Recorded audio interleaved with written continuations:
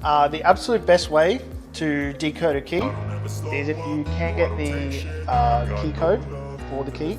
That is the absolute best way because that does cut it back to the original state. Obviously there is a lot of the way for that is go to Automotive, go to database, and today we're going to be doing employee code 3. Actually,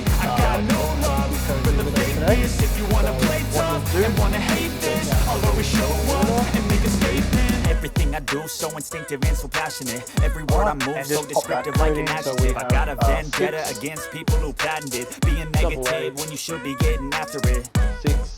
I got facts over tracks, this and that, spitting slow, spitting fast, I can roast, I can gas, think I'm okay at last, but I don't know if that can erase all the past and the pettiness, a reflection of the emptiness, hilarious, you think you're with my time, you're delirious, mysterious, because you are not a fake exterior, inferior, you know I'll always be a bit superior, get off of me, this ain't no humble brag, I want you to hear words, you can say them back, I want you to feel free from the chains that last, and to believe in what you got, it was built to last, yeah. Video and watch that.